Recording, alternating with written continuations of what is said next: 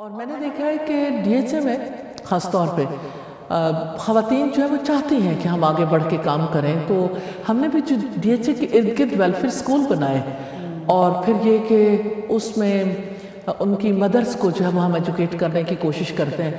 تو میں نے دیکھا ہے کہ خواتین بہت زیادہ چاہتی ہیں کہ ہم اپنا ٹائم انویسٹ کریں ان خواتین اور بچوں کے لیے جو ڈپرائیوڈ ہیں، جو گھروں میں جا کے سروسز کا کام کرتے ہیں۔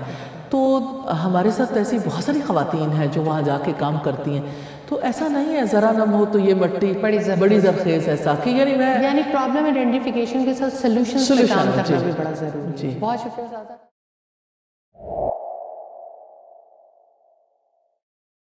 سبيل الدموع سبيل مريح۔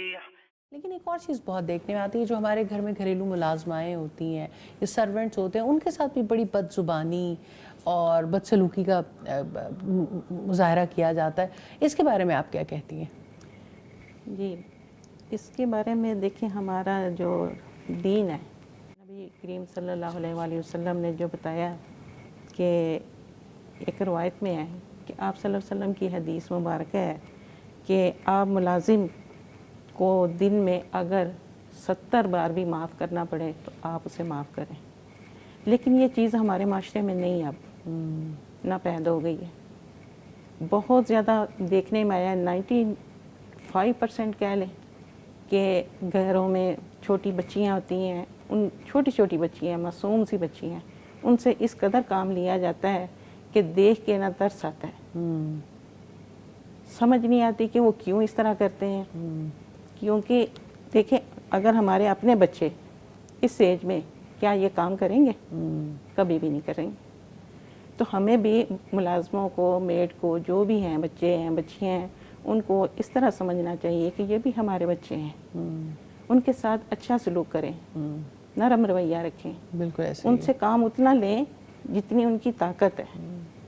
اب پتہ نہیں وہ کس مجبوری کے تحت گھر سے نکلے ہوئے ہیں۔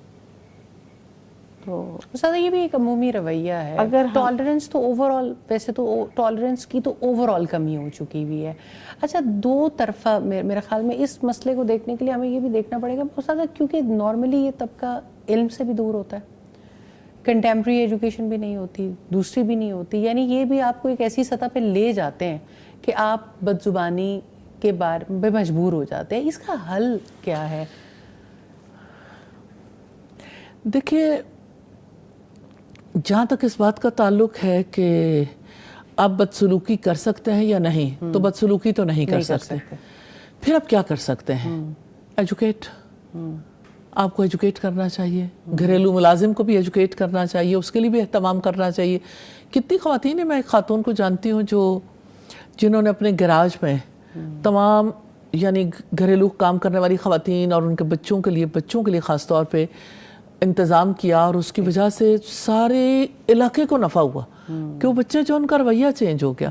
اسی طرح سے آپ کو یاد ہوگا یہاں پہ کراچی میں ایک چھوٹی بچی، یعنی میٹرک سے بھی پہلے کی بچی تھی، اس کو بہت زیادہ فیل ہوا، تو اس نے ایک ایجوکیشنل سیٹ اپ ایسے بنایا کہ ایک بس جو ہے وہ اب موو کرتی ہے کراچی میں، تو وہ اس بس میں جو ہے وہ ارد گرد کے گھریلو جو بچے ہیں کام کرنے والے، یہ خواتین، ان کو موقع دیا جاتا ہے، تو بس آ کے کھڑی ہوتی جس علاقے میں، چونکہ ان کے پاس کوئی جگہ نہیں ہے، لہٰذا بس میں وہ بچے بیٹھتے ہیں، ان کو ایجوکیٹ کرتے ہیں، پھر وہ یعنی اپنے ٹائم کے بعد چلے جاتے ہیں، تو وہ اپنے ارد گرد کے پورے اس علاقے کو کنونس کرتے ہیں کہ ان بچوں کو ایجوکیٹ کرنا چاہیے۔ تو اس 70 طرح کی ایسی چیزیں ہو سکتی ہیں جس کی وجہ سے، لیکن انفارملی تو ایجوکیٹ کرنا چاہیے، نمبر 1۔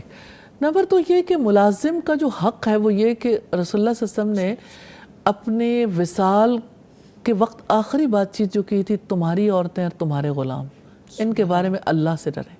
تو اس نے سلوک کا اصل سبب جو ہے نا تقویٰ ہے، گاڈ فیئرنگ ہونا، کہ آپ اللہ سے ڈرتے ہو تو آپ بدسلوکی نہیں کرو گے۔ اور اس کا پھر حل کیا ہے؟ ان کو فارغ کر دیں۔ اور یہ والی بات بہت ٹرو ہے، اور مجھے لگتا ہے کہ اس وقت بہت زیادہ یعنی ہاٹ ایشو ہے ان بچیوں کو، بچوں کو، خواتین کو، مردوں کو ٹرینڈ کرنا۔ جو کم از کم یعنی ایسی سروسز میں ہے, گھریلو سروسز میں ہے یا باقی اور یہ بیڑا اٹھانے کے لیے کوئی بھی ایسا تیار نہیں ہے. نہیں, ایسی بات نہیں ہے. کچھ آرگنائزیشنز ایسی ہیں جو یعنی باقاعدہ طور پر جیسے اس مقصد کے لیے کام کر رہی ہیں, جیسے ہوپ اپ لفٹ ہے, انہوں نے بڑا اچھا ایک کام کیا الحمدللہ. ہم ان کو انوائٹ بھی کریں گے اور ڈیفینیٹلی ان سے یہ ماڈل اسٹڈی بھی کریں گے. اور وہ مطلب اس میں یہ کہ سارے علاقے کی خواتین جو ہیں وہ اس میں کوآپریٹ کر رہی ہیں, اچھی خواتین ہیں. اور میں نے دیکھا ہے کہ ڈی ایچ اے میں خاص طور پہ خواتین جو ہیں وہ چاہتی ہیں کہ ہم آگے بڑھ کے کام کریں. تو ہم نے بھی جو ڈی ایچ اے کے ارد گرد ویلفیئر اسکول بنائے, اور پھر یہ کہ اس میں ان کی مدرس کو جو ہے وہ ہم ایجوکیٹ کرنے کی کوشش کرتے ہیں. تو میں نے دیکھا ہے کہ خواتین بہت زیادہ چاہتی ہیں کہ ہم اپنا ٹائم انویسٹ کریں ان خواتین اور بچوں کے لیے جو ڈپرائیوڈ ہیں, جو گھروں میں جا کے سروسز کا کام کرتے ہیں. تو ہمارے ساتھ ایسی بہت ساری خواتین ہیں جو وہاں جا کے کام کرتی ہیں. تو ایسا نہیں ہے ذرا نم ہو تو یہ مٹی بڑی زرخیز ایسا کہ یعنی پرابلم آئیڈینٹیفیکیشن کے ساتھ سولوشنز پہ کام کرنا بھی بڑا ضروری ہے. بہت شکریہ استاذہ.